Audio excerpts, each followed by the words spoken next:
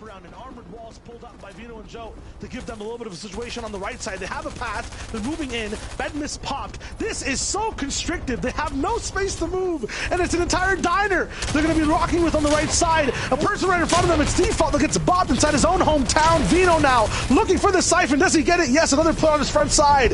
He denies it too. Somehow Vino and Joe are alive. The final 2v2. Can they make this happen?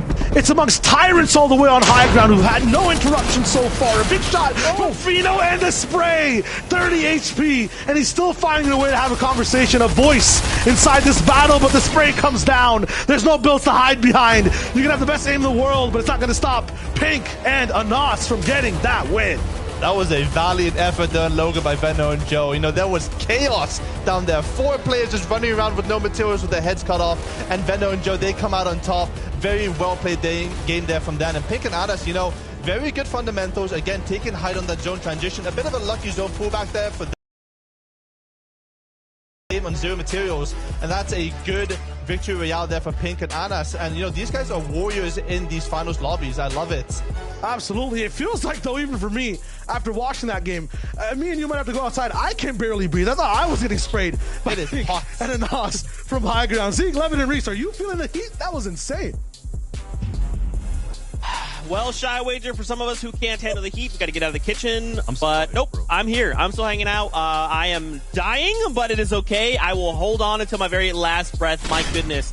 Guys, this felt like a semifinals round, but like a light version of that. So many of these different duos just executing exactly to perfection. Now, there was a few flubs, I will say, along the way, Reese and Levin, but overall, I'm very pleased to see, like, the seriousness from Qualifier 1 to Qualifier 2. You can tell duos here are like, no, I want that top 8. I don't want to go to semifinals. I just want that seat on the bus. Yeah, I love the way you went, you know, there were some flubs recently, like where the flubs, by the way. Like, you know, watch your tone, mate, watch your tone. Look, I'll be real, this is why we talked in the first game about how, let's not get too ahead of ourselves. Those are 2 teams in the final zone where they didn't have the best first games by any means.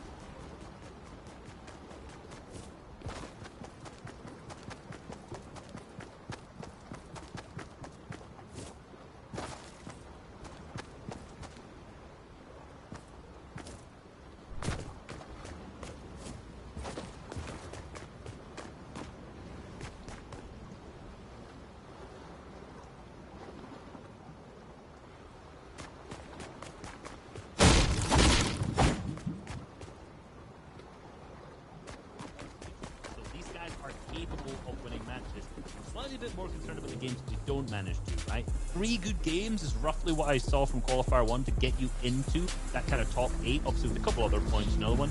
That with 7 eliminations is absolutely fantastic. It's already a ticket. I'm still seeing these duos, man. They're struggling with Storm Surge. I mean, you look back to, like, Benji and Mr. Savage, right, who then get gifted the Storm Surge, the duo just falling into their laps and just being eliminated. Loot transfer complete, but as we take a look at our overall standings, they're still holding down that #1 spot. Now, there was a little bit more of a gap coming into this game, but for right now, we're seeing these other duos, right? They're meeting them, right? They're looking to answer back and say, look, that's fine if you want a spot, but you better be aware we're going to join you up there. Yeah, look, it's one of those things where I think we all know that their early game fundamentals are there. End game, yeah, they got stuff to work on, but mid game as well can be a bit dodgy. The reverse caster curse from Boot coming through on that one was pretty funny as well. I think the big thing for them now is probably hoping they can get a bit of zone. Like, let's not deny it, right? Of course, teams will prepare, teams will have great fundamentals, this and that. But sometimes you need a bit of zone luck to go your way, and so they probably won't want many more south zones if we're just being real. But if they do, hopefully they can use that first game as sort of a learning moment on how to handle it. Yeah, I think that one of the things you mentioned was interesting.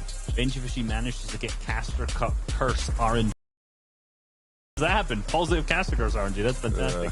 Well, and a good team, obviously, we hadn't really picked on too much was Vino and Joe there. The absolute pop-off at the end, taking them up to 2nd place in that match. We didn't see them in the top 10 there in the leaderboard. They're roughly in that kind of 11th to 20th place right now. And that's just because of that bad first game. If they keep this up off spawn, like, this is going to be super strong. Yeah, the way they maneuvered, you know, in this endgame was really impressive. We talk about the chemistry, the synergy. This season, the things you can do with your teammate by your side are just incredible. You can see here the edits, both of them ready to fight for each other.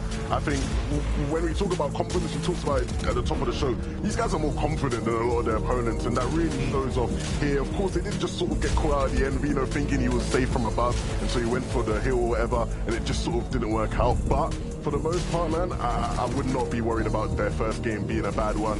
This is one of the best teams in the lobby, and they've shown that over the qualifiers so far. I mean, confidence absolutely sums it up. We saw in the previous round, we mentioned they got 4 games in a row where they got double-digit eliminations. The third one on that was particularly interesting to me because they went down in 30th with 20 elims. So 16 elims. There was only like 4 people in that game who weren't eliminated.